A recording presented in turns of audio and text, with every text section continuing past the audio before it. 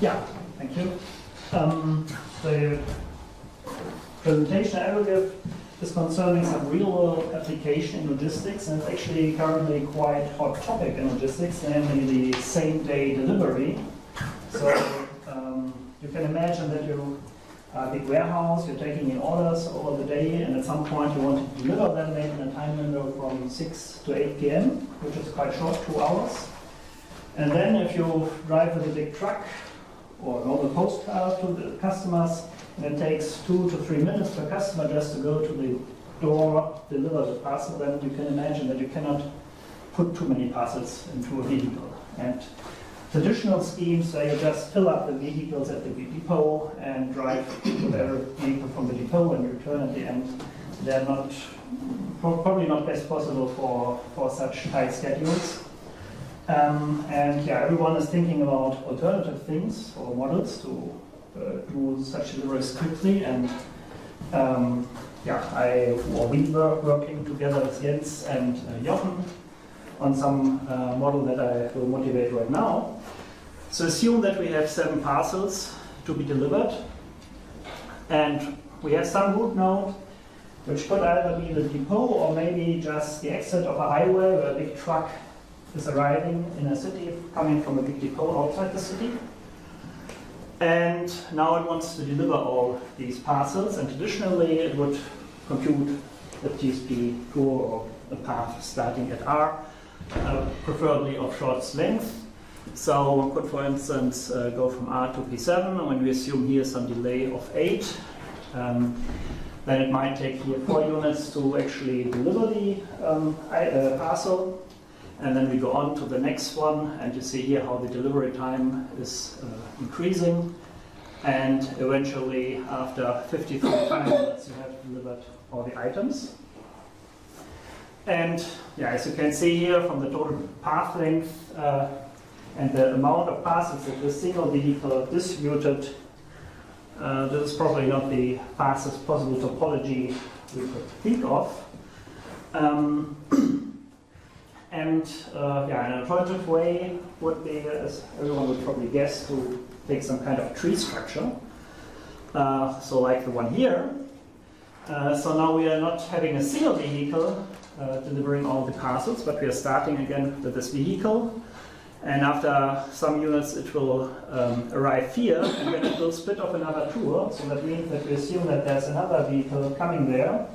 And this could be considered as some local post officer sitting here in the neighborhood, or in a crowd model like Uber or Amazon Flex. That is, you just hire someone who is taking a couple of parcels and then delivering them. So we split off some parcels here that go into this lower branch. And then the vehicle might continue here, splits off other parcels, and then delivers the last parcels here. And that would give you a delivery time of 26, but this is probably a bit too optimistic, because we also have to stop here and hand over these parcels. We didn't account for that yet. And we, yeah, this is just showing this picture. First time experiment. No, I don't know where this picture comes from, but it shows what might happen if you do this for the first time. So you're handing over parcels and you're looking for the right parcels. So if you would do it like this, it would probably not be good. It's probably not from the DHL website, as you speak. This is somewhere from the internet. So,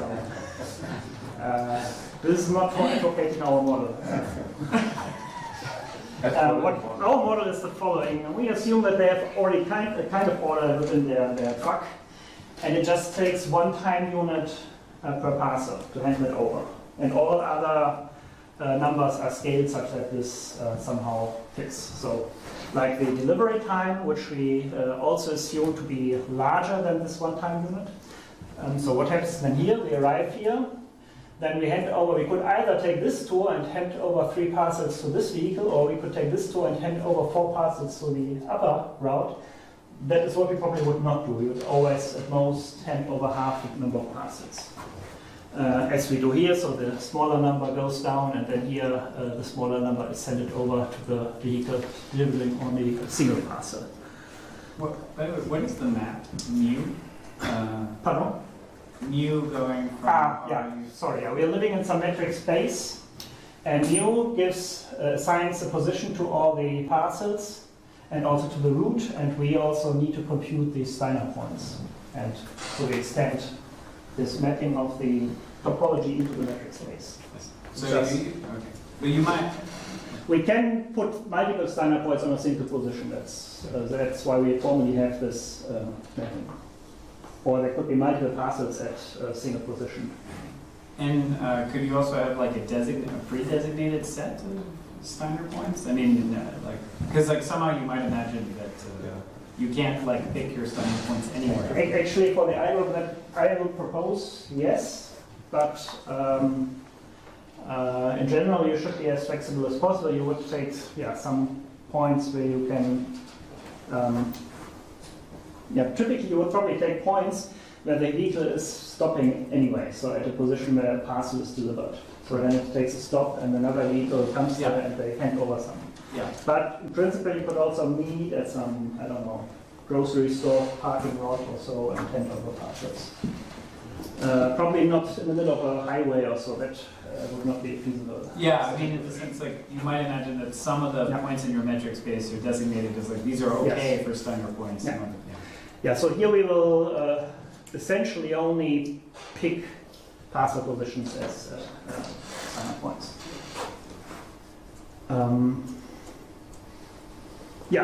So I hope that the model so far, yes? Is there any limit on the number of vehicles, or you can use any? There is no limit on the number of vehicles, but of course you will have to pay. So if you hire someone on, say, an Amazon Flex model, he will get some amount of money just for coming there, and then you will get some extra money for delivering items or for driving, and this fixed cost that will be substantial, so that will bound then later. I will come to the cost in a minute. And this is just the model of how we calculate the duration or the delay of the schedule. So this is what we formally call a schedule. So we are given an arborescence with vertex set A and it's actually the other way around. Vertex set W and arc set A. And then U is just an extension to the Steiner points into the metric space. And we have here some constraints that are not really restricting, but for having a well-defined delay model, whenever we hand over delays, we require that we have at most an out degree of 2, because otherwise it would be a bit vague to say to which, you would not start, if you had an out degree of 3, and would start handing over vehicles in a row that would never be faster than first. Serving one other vehicle and then that can go already, and then continue with the next one. And also at a parcel,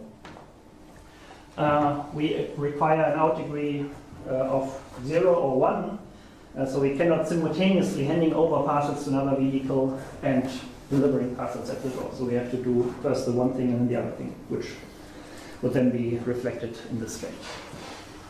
As I wrote, multiple positions are allowed, and so in general, very flexible topologies are possible. And now I come to the cost and also formally to the delay that we consider here. So the delay of a schedule to some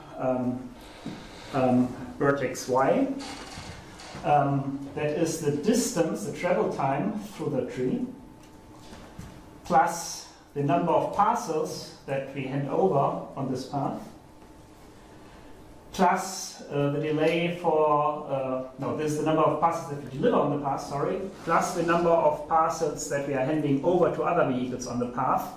And that's this complicated formula which always says that we are splitting off the smaller number of parcels at every position. And then the maximum delay, which we are mostly interested in, is just the maximum over all parcels. And now to the cost. The cost here reflects the total travel distance that we have, plus the number of vehicles that we use. And for every vehicle we pay a cost of sigma, where sigma is some given constant. Of course there could also be, if there's some freelancer working, he would probably also be paid for each delivered parcel, but to us that is just a fixed number of parcels and just a fixed cost, so we're not considering that. Yeah, and we're assuming a constant setup cost per vehicle. Yeah, and notation-wise, to really understand these formulas, so W2 would be all vertices without degree 2, 1 without degree 1, and 0 would be leaves of the arborescence. And what we are going to see today is some bi-criteria approximation algorithm. I will also argue why it might not be so easy to find something better. So for the deadline, which is bound on the maximum delay, we can compute a schedule that is at most 1 plus epsilon, or violates the set, but at most a factor 1 plus epsilon, and has a cost that violates the optimum by a factor 1 plus 1 over epsilon times some constants. That is what we can compute in polynomial time. Of course, this is kind of similar to other models that have been around before. For instance, shallow by trees have been better in various aspects. So you want to compute, in these examples here, a spanning, spanning tree where the path lengths are also short. In these first papers, the maximum distance of a sink to the root should not be violated too much by any parcel, and then Kula et al. Refined this so they could restrict the distance of every individual sink, and we considered some delay penalties per vertex, but also other problems like the bounded latency problem, where you try to cover the parcels by a set of paths, or the distance constraint vehicle routing problem, where you have a vehicle routing problem and the tours have a bounded length. So they all have some kind of similar approximation algorithms. And a typical approach is to first compute the cheap global solutions, for instance, a minimum spanning tree. Then take, in that case, an Eulerian tour along that spanning tree, and whenever the delay requirement is violated, you cut off an edge, and that gives you some partition of the elements, and then at the end you combine the sub-solutions, which is a bit easier in most of these instances or cases, because the delay of the individual partitions do not depend too much on each other. But for us, we have the handover delay, so when we are merging these solutions, then suddenly we have to pay a handover delay for other things that are combined, maybe as a root. And that makes the thing a bit more complicated, and we have to be very careful to achieve such a bi-criteria approximation. So the first thing we need to solve is the question for feasibility. I mean, the theorem required that the instance is feasible, so maybe we should be able to decide feasibility. And it turned out that these feasible solutions have a very special structure, namely this caterpillar structure, and it took us a while to actually figure this out. So intuitively, when you think of shadow trees, you always have some balanced trees in your mind, but this is probably the least balanced tree you can think of here. You will always find a schedule that minimizes the delay that has this structure. So there's one path starting at the root, and all the parcels are just single vertex of branches from this path. And let's argue why this is the case. So take any schedule, I mean preferably a minimum delay schedule. This one is not minimum delay, as you might have figured out, but the construction works for any schedule. And we take the path that the initial vehicle is taking. So it starts here, and then would follow this path as we have just discussed. Now we order the parcels, the reverse order how they are removed from this initial vehicle. So at this position, parcels 7, 5, and 6 were removed and put to another vehicle. And we just we can order them randomly within the subgroup, but they are the first that were taken out. And then here the next parcel, which we number then with 4, is taken out. And then this is taken out at this delivery, this, and finally 1. And now we construct a caterpillar like this. So this is our caterpillar path, which is all located just at the root position. So that's indicated here. And now we split off just the parcels in reverse number ordering here. So P7 would be the first parcel, as it was in this initial schedule.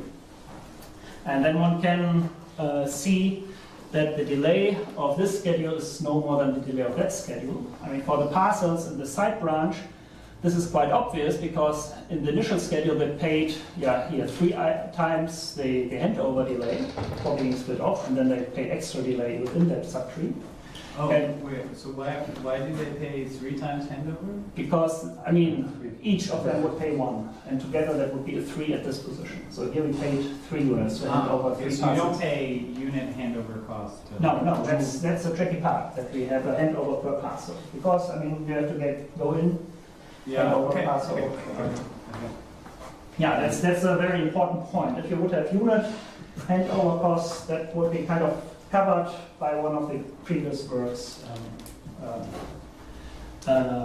Then the caterpillar would not probably be the best possible. Then you would have more some balanced tree computed graph encoding.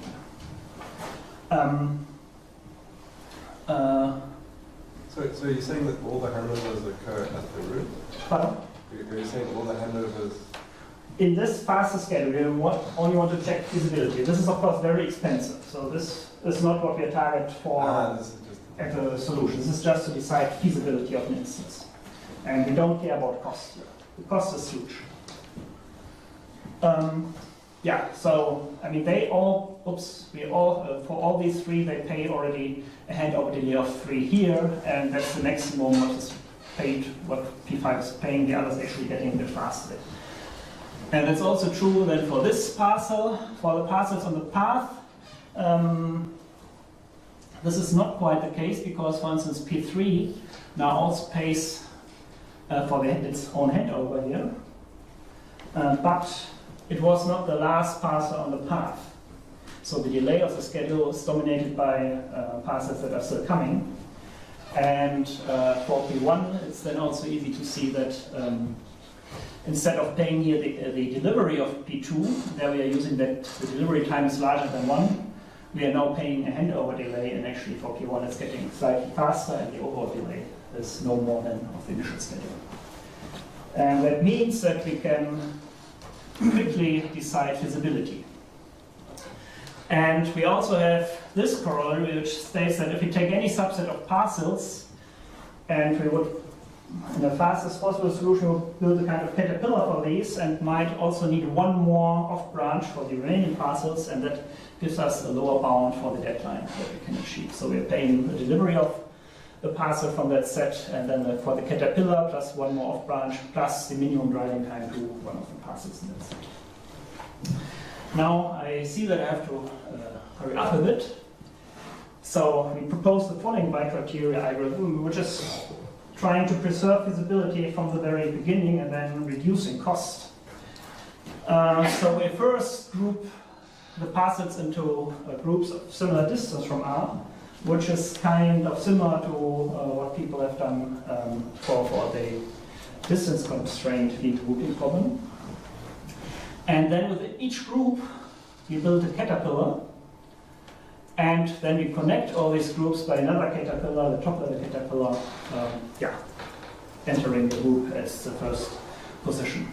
And again, this schedule is very expensive because we have essentially a single vehicle for every parcel. So we need later reduce the number of vehicles within the groups. So how do we do this grouping? So we also compute a minimum spanning tree and take a Eulerian walk, whose edge set we denote by F node, and then we will choose from that walk another edge set later that just satisfies this length bound. And what do? We take this walk and we split, or we remove an edge from that walk and thus get a collection of paths whenever the path length exceeds this bounds, or the number of parcels on a path exceeds this bound. And thereby we get a forest of paths. and they form our groups.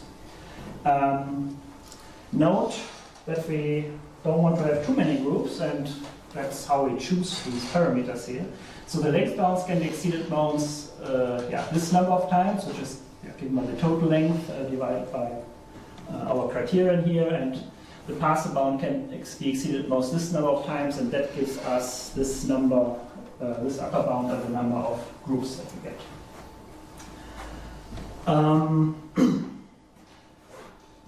So we take as groups just these maximal paths, and because we are following this minimum spanning tree, we know now that within each group they are somewhat close. The positions of the distances from the root are small. They're at most epsilon delta. And now we define for each parcel the maximum delay of a parcel, or the maximum distance of the parcel in that group. And we just order the parcels by this d value.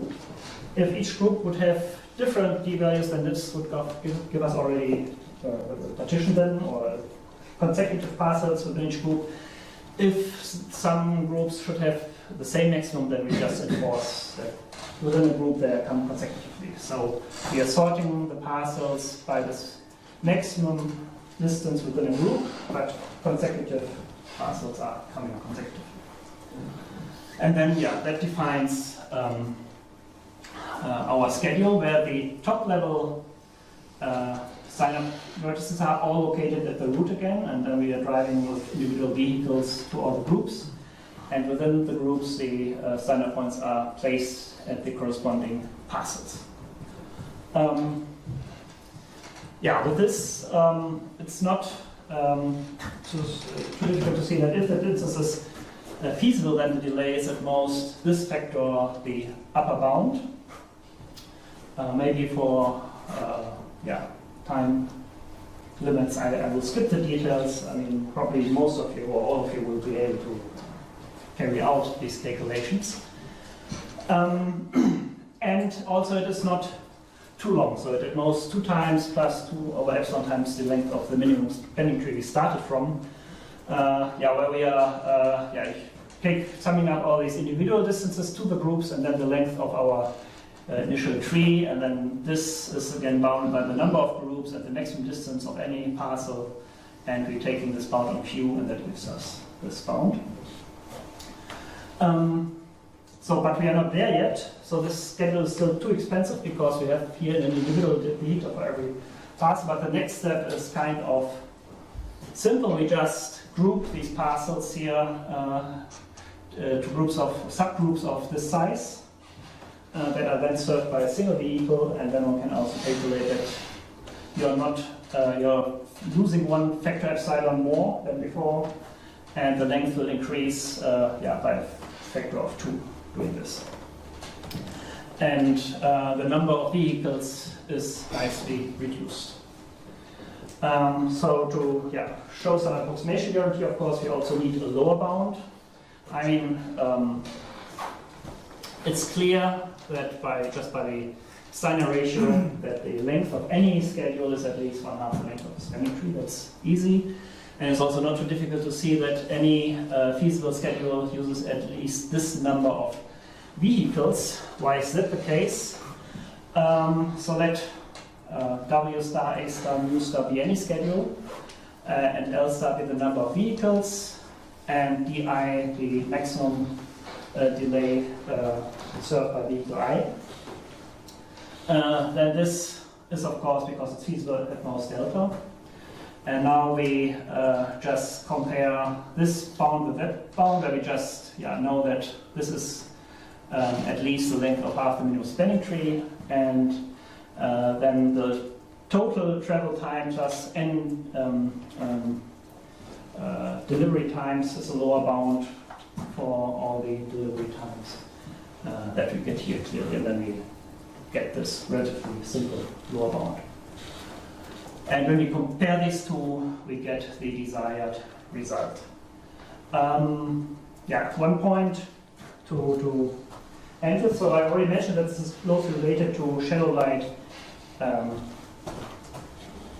trees, and maybe I just briefly repeat what's known there. So you're computing a spanning tree that preserves short distances, and Common R may compute a tree where the distance to a parcel P is at most 1 plus epsilon the maximum distance of any parcel.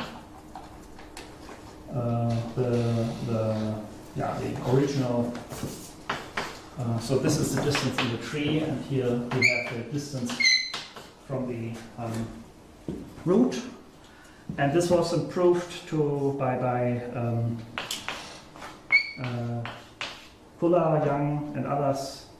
And this were also some co-authors.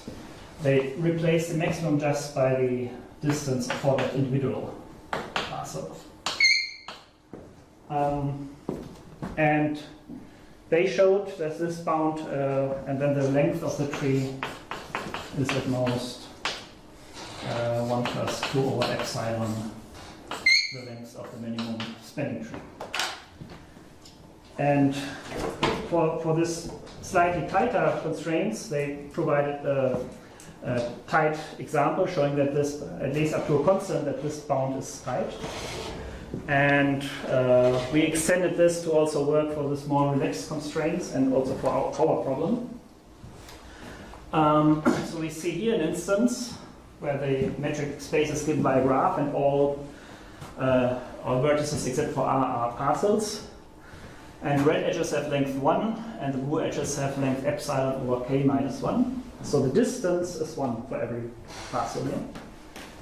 And if you want to compute a spanning tree with a delay at most 1 plus epsilon, then you cannot go to S and then have all these blue cheap arcs here. You have to, for every branch here, you will have to enter that at one of the PIs of the parcels vertices here.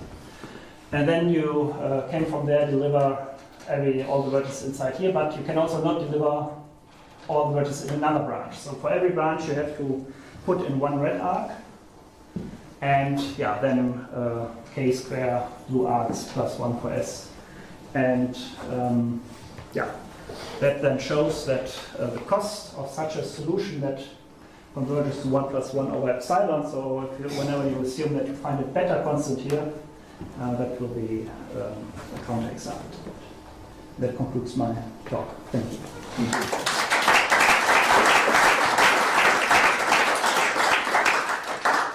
Any questions? Comments?